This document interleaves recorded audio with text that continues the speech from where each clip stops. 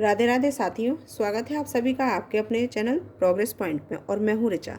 साथियों, मैंने टीजीटी हो, पीजीटी हो, सीटेट हो, टेट हो, तो इस तरीके से जो हमारे एग्ज़ाम्स होते हैं वहाँ पर हिंदी सब्जेक्ट के अंदर कुछ गद्यांश और कुछ पद्यांश दोनों से संबंधित यहाँ पर हमारे प्रश्न निकाले जाते हैं। और उन्हीं में से कुछ प्रश्न हमारे इस तरीके से भी होते हैं कि हमें उसी गद्यांश में से उसका आंसर ढूंढना होता है। तो यहाँ पर मैंने पिछली वीडियो में भी आपको गद्यांश से संबंधित कुछ प्रश्न बताए थे, कुछ ट्रिक्स बताई थी। और उससे पहले वाली वीडियो में मैंने आपको कुछ 4 ट्रिक्स ऐसी बताई थी कि किस तरीके से गद्यांश और पद्यांश को हल कर सकते हैं। तो वहाँ पर हमने आपको कुछ बातें बताई थी, जैसे कि एक सीधे सीधे हमें प्रश्नों पर जाना होता है, ना कि इस तरीके से पूरे कविताओं को या पूरा पैराग्राफ को पढ़ा जाए। दूसरा, हमें उत्तर मिलने पर उसका रेखांकित करना होता है, जैसे कि आप यहाँ पर ये दिख रहे हैं। तीसरा कि आप देखते हैं कि जहाँ प्रश्न का उत्तर होता है तो पहले का उत्तर जो है ऊपर ही मिलेगा और नीचे नहीं मिलना है, तो हमें समय नहीं गंवाना होता है, हम सीधे ऊपर से देखते हैं। और जैसे कुछ प्रश्न ऐसे होते हैं जिसमें से कि शीर्षक पूछा जाता है कि इस गद्यांश का या पद्यांश का क्या उचित शीर्षक हो सकता है, तो वहाँ पर जो है प्रश्न का उत्तर या तो शुरू में ही होगा और या फिर अंत में होगा। तो वहाँ पर हम समय नहीं गंवाना चाहिए, सीधे सीधे हमें इन 4 ट्रिक्स को फॉलो करना चाहिए। मैं दोनों वीडियोज़ की लिंक जो है डिस्क्रिप्शन बॉक्स में डाल दूंगी, आप दोनों को देख सकते हो, ठीक है। अब यहाँ पर मैं आज ये बताने जा रही हूँ कि पद्यांश जो है यानी कि काव्य जो है हमारी किस तरीके से सॉल्व कर सकते हैं या हो सकते हैं। तो यहाँ पर सबसे पहले, जैसा हमारा एक पहला पॉइंट मैंने आपको बताया था अभी थोड़ी देर पहले ही, कि हमें सबसे पहले इस पूरे पैराग्राफ को या कविताओं को नहीं पढ़ना, बल्कि सीधे सीधे हमें प्रश्नों की ओर रुख करना होता है। तो हम किस तरीके से, दूसरी बात यह है कि कुछ प्रश्न हमारे इस तरीके से हो सकते हैं कि जहाँ पर व्याकरण से संबंधित होते हैं, यानी कुछ तो हमारे इन लाइनों में हो गए, पैराग्राफ में आंसर मिल गया, परंतु कुछ प्रश्न ऐसे भी होते हैं कि जहाँ पर इसके अंदर उसका आंसर नहीं होता है, परंतु उसमें व्याकरण होती है और उस व्याकरण के आधार से ही हमें या तो इसमें से छटनी करनी होती है, अगर नहीं है तो आपको आता है तो सीधे सीधे व्याकरण को हमें पहले पढ़ना होगा। तो यहाँ पर ये आप ये देखिए कि यहाँ पर ये एक यहाँ तक पूरा एक पद्यांश है, जिसके अंतर्गत यहाँ पर हमें अपने प्रश्नों को छांटना है। और कुछ एक नोट मैंने यहाँ पर लिख रखा है, आप इसको भी पढ़ सकते हो। तो अब जैसे कि हम यहाँ पर प्रश्नों को देखते हैं, सबसे पहले प्रश्न को ये देखते हैं कि समास की दृष्टि से शेष से भिन्न पद है। तो सबसे पहला हमारा जो क्वेश्चन आता है वो आपका यहाँ पर व्याकरण से संबंधित हो गया। तो यहाँ पर समास नहीं, समाज है। तो समाज की दृष्टि से शेष से भिन्न है। शेष यानी कि जितने भी यहाँ पर कोई एक आंसर है, बाकी शेष ये हो गए। तो अब यहाँ पर आ गया अपनी अपनी। अब ये भी हमारा व्याकरण से संबंधित है। तो किस तरीके से है, मैं भी आपको पैराग्राफ की तरफ ले जाती हूँ, बता देती हूँ। पहले आप यहाँ पर देख लीजिए, अपनी अपनी, खान पान, रहन सहन और मिलना जुलना।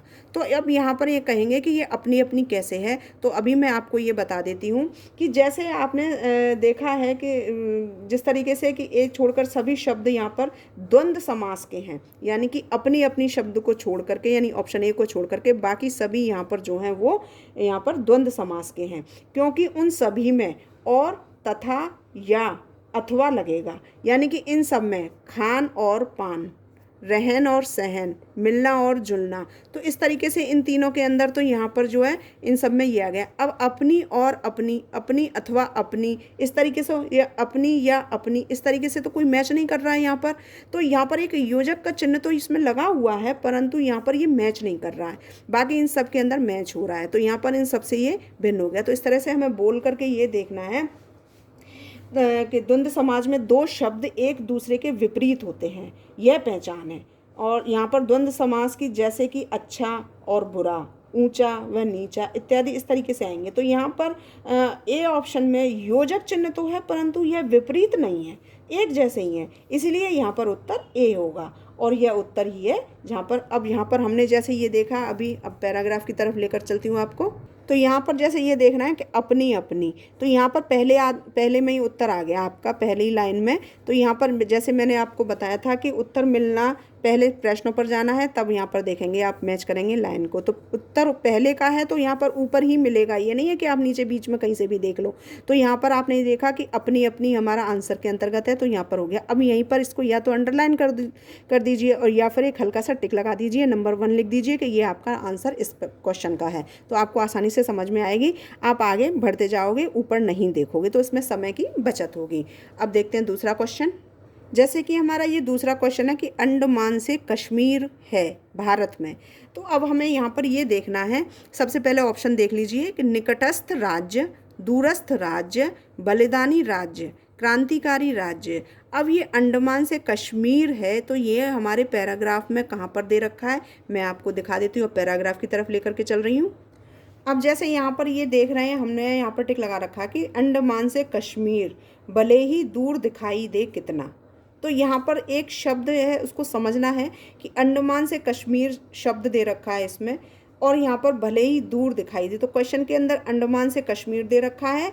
अब वहाँ पर कुछ कुछ ऑप्शन दे रखे हैं, तो उस ऑप्शन के माध्यम से मैं आपको ये बता दूं कि वहाँ पर जैसे निकटस्थ राज्य भी बताया था, दूरस्थ राज्य भी बताया था, बलिदानी राज्य भी बताया था और क्रांतिकारी राज्य बताया था। ये 4 तरह के राज्य बताए थे, परंतु यहाँ पर बता रखा है कि भले ही दूर दिखाई दे। दूर का मतलब होता है दूरस्थ, ठीक है। तो यहाँ पर हमें थोड़ा सा अपनी तरफ से भी लॉजिक लगाना होता है कि दूर दिखाई, दूर का मतलब दूरस्थ कितना। तो यहाँ पर आंसर हमारा दिखाई दे रहा है ऑप्शन बी आंसर के रूप में।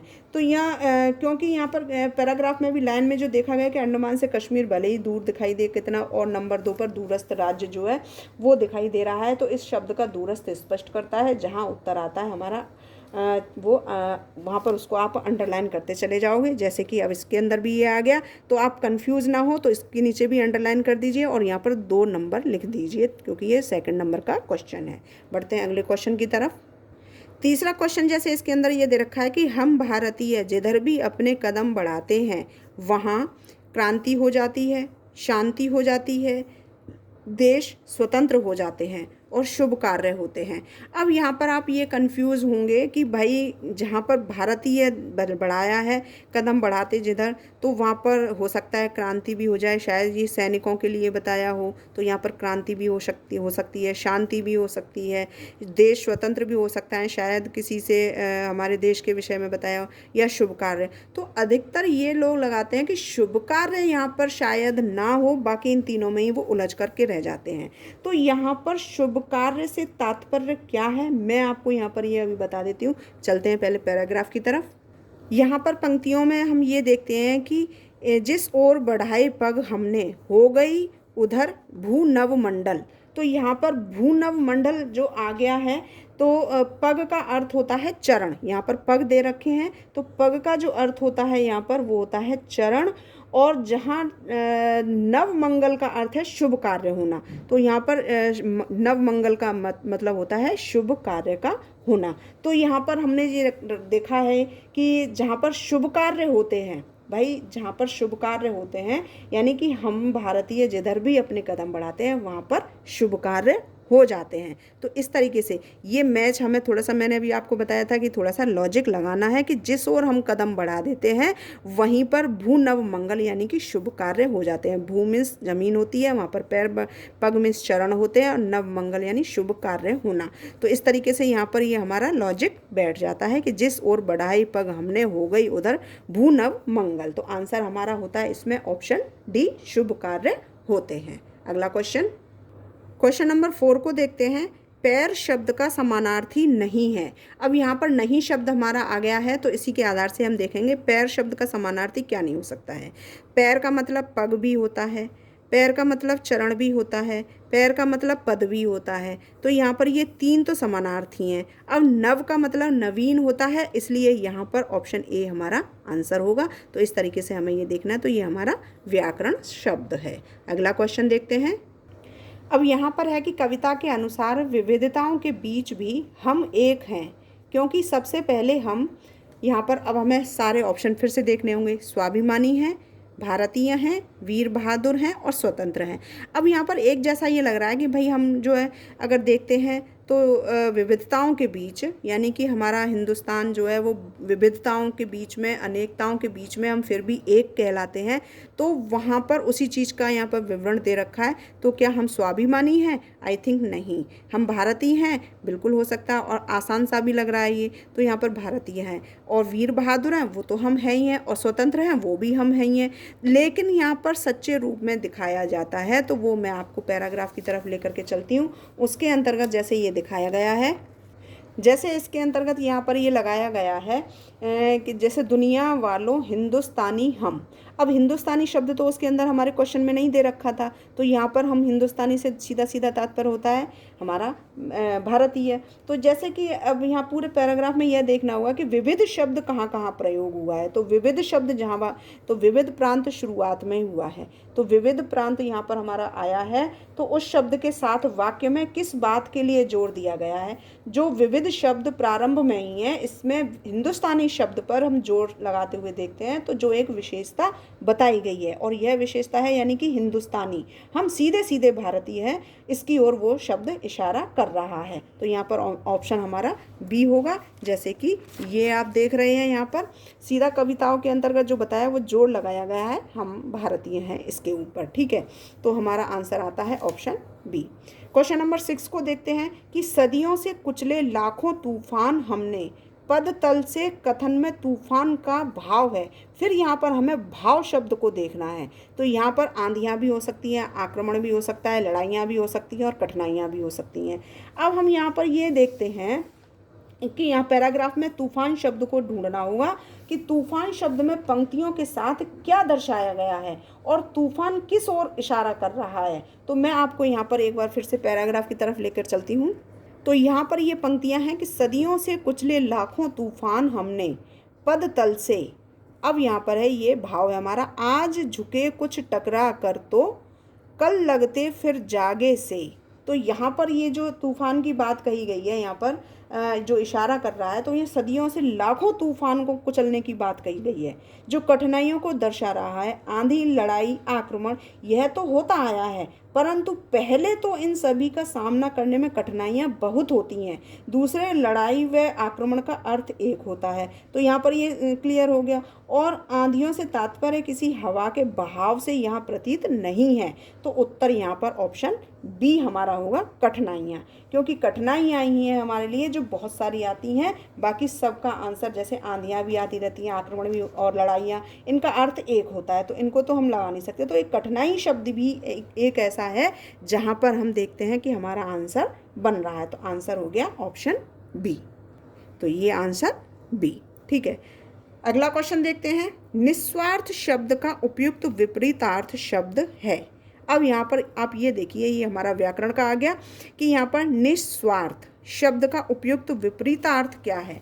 अब यहाँ पर इस शब्द का जो विपरीतार्थ यानी कि उल्टा अपोजिट शब्द जो हमारा होगा वो इस तरीके से आएगा कि स्वार्थी। निस्वार्थ का तो अब निस्वार्थी तो नहीं कर सकते ना, क्योंकि विपरीतार्थ यहाँ पर पूछा गया है। तो पैराग्राफ में सॉल्व करने में 3 चीज़ों की विशेष तैयारी करनी होती है, पर्यायवाची शब्द, विलोम व समानार्थी शब्द। हमें इन चीज़ों का विशेष तौर से आपको मैं बता देती हूँ कि जब भी हम किसी पैराग्राफ को सॉल्व करने के लिए जाते हैं तो वहाँ पर हमें 3 चीज़ों की विशेष तैयारी करनी होती है। एक तो पर्यायवाची शब्दों को हमें रखना होता है, क्योंकि ऑब्जेक्टिव में अक्सर इसी तरह से आ जाते हैं। विलोम शब्द है और समानार्थी शब्द, तो इनसे संबंधित हमारे प्रश्न जो पैराग्राफ में अक्सर आते हैं। तो इन तीनों चीज़ों की हमें विशेषता तैयार करनी है। तो यहाँ पर निस्वार्थी यानी कि जिसे किसी भी चीज़ का कोई स्वार्थ ना हो, और इसका विपरीत शब्द अगर हम देखते हैं यानी कि अपोजिट शब्द हम देखते हैं, विलोम शब्द अगर हम देखते हैं, तो वो स्वार्थी शब्द होता है, क्योंकि यहाँ पर बिना स्वार्थ के और ये स्वार्थ का। तो यहाँ पर हो गया अपरार्थी, परोपकारी और निस्वार्थी, ये चीज़ हमारे नहीं हो सकते हैं। यहाँ पर विपरीत यानी कि विलोम शब्द पूछा है, तो निस्वार्थ का स्वार्थ, ठीक है। तो ऐसे ही इसका अर्थ होगा आंसर बी के रूप में। अगला क्वेश्चन देखते हैं। शेष शब्दों से भिन्न शब्द पहचानिए। अब यहाँ पर जो शब्द दे रखे हैं 4, उनमें से कोई एक शब्द जो ऐसा है जो बिल्कुल अलग है, बाकी का यहाँ पर 3 एक जैसे हैं। तो मैं आपको यहाँ पर ये बता देती हूँ। जैसे कि सबसे पहले हमें इन सब का अर्थ जानना होगा। सद्गुण का हम कहते हैं अच्छे विचार वाला, आचार विचार, अच्छे गुण वाला, ठीक है। सद्गति का भी देखते हैं तो इसमें भी अच्छे गुण आते हैं। हम इसको देखते हैं जो अच्छी गति से चलता है, तो ये भी एक गुण दर्शा रहा है यहाँ पर। और अगर सत्कर्म में हम देखते हैं तो यह भी एक गुण को ही दर्शाता है, जो कि अच्छे गुणों के आधार से यानी अच्छे कर्म होते हैं, तो वो हमारा यहाँ पर हो गया। अब सत्यवादी, यहाँ पर सत्य बोलने की बात होती है, और ऊपर तीनों में गुणों की बात रखी गई है, यानी कि इन तीनों में तो गुणों की बात रखी गई है, ठीक है, और यहाँ पर एक कर्म की बात रखी गई है। तो यहाँ पर सत्यवादी में यानी कि बोलने की जो बात होती है उस चीज़ को यहाँ पर बिल्कुल भिन्न रूप से रखा गया है। तो आंसर हमारा होगा ऑप्शन डी। ठीक है। और अंतिम प्रश्न हमारा ये आता है कि पद्यांश में प्रयुक्त आध्यात्मिकता शब्द किन उपसर्ग प्रत्ययों से बना है। अब हमें यहाँ पर ये देखना है इस शब्द को देखते हुए कि आध्यात्मिकता शब्द किन उपसर्ग और प्रत्ययों से बना होता है। तो मैं आपको यहाँ पर ये बता दूँ कि उपसर्ग शब्द के आगे लगाया जाता है और प्रत्यय शब्द के पीछे लगता है। तो यहाँ आध्यात्मिकता में उपसर्ग व प्रत्यय बताना है, तो यहाँ ऑप्शन ए उत्तर के रूप में होगा, क्योंकि यहाँ आ यानी कि इसके अंदर अ छोटा आ जो है आ में एक आधा धा जोड़ा जाएगा, यानी कि अ में आधा धा जोड़ा जाएगा। इसमें आधा धा आध्यात्मिकता है तो यहाँ पर छोटे आ में आध्यात्मिकता में धा जोड़ा जाएगा, तो या जुड़ जाएगा। तो एक छोटी ई से इक और प्रत्यय यानी ता है, तो उत्तर यहाँ पर इक और ता यानी आधा अधि यानी आधा, उसमें आधी आधा धा जोड़ दिया गया और यहाँ पर हमारा आ गया ए और यहाँ पर ता। तो ये पीछे उपसर्ग और प्रत्यय दोनों को यहाँ पर रखा गया, तो आंसर हमारा आता है ऑप्शन ए। तो इस तरीके से हमें ये क्वेश्चन जो है वो सॉल्व करने होते हैं। बस हमें कुछ बातों का ध्यान रखना होता है कि जब भी हम पैराग्राफ कोई भी हो, हमारा गद्यांश हो या पद्यांश हो, इनको सॉल्व करते हैं तो वहाँ पर कुछ हमारे पैराग्राफ से संबंधित प्रश्न पूछे जाते हैं और कुछ हमारे ऐसे प्रश्न होते हैं जो कि पूरी तरह से ग्रामर से जुड़े हुए होते हैं। तो हमें उनकी तैयारी ग्रामर की अच्छे से करनी चाहिए। तो अगर हमारी ये सारी तैयारी है तो जितने भी हमारे 5 या 10 क्वेश्चन पूछे जाते हैं तो वो सारे क्वेश्चन हम आसानी से सॉल्व कर सकते हैं। बस कुछ बातों का हमें ध्यान रखना है और उसकी वीडियो में 4 बातें हैं, उनको मैंने पहले वीडियो की शुरुआत में ही बताया था आपको, और उसका लिंक जो है मैं डिस्क्रिप्शन बॉक्स में डाल दूंगी ताकि आप आसानी से उनको देख सकें, पढ़ सकें और समझ सकें कि वो कौन सी ट्रिक्स हैं जिसके माध्यम से हम अपने गद्यांश और पद्यांश दोनों को आसानी से सॉल्व कर सकते हैं। साथ ही आपसे एक अनुरोध है कि जो भी टीजीटी, पीजीटी या जो भी हायर एजुकेशन संबंधित कोई भी आपका एग्ज़ाम हो जहाँ पर हिंदी विषय आने वाला हो, तो वहाँ पर हमारा एक पैसेज जो है उसे कैसे सॉल्व किया जाए, तो इससे संबंधित बहुत सारे बच्चे होंगे ऐसे या आपके जानने वाले होंगे या आपके घर परिवार में होंगे, तो वहाँ इस वीडियो को शेयर करना ना भूलें प्लीज़, और वीडियो को लाइक करना भी ना भूलें। और अगर आप पहली बार चैनल पर आए हैं तो प्लीज़ चैनल को सब्सक्राइब ज़रूर कर लें ताकि हर वीडियो का नोटिफिकेशन आपको समय से मिलता जाए। साथ ही आपको एक बात और बता दूं मैं कि अगर आपकी हायर एजुकेशन से संबंधित कोई भी परेशानी है तो आप मेरे व्हाट्सअप नंबर पर मुझे कॉन्टैक्ट कर सकते हैं। नंबर है मेरा 9760529776। इस नंबर पर आप मुझे कांटेक्ट कर सकते हैं और वहाँ पर आपकी हर समस्या का समाधान आसानी से मिल जाएगा। वीडियो के लिए आपका बहुत बहुत धन्यवाद देखने के लिए। नमस्कार।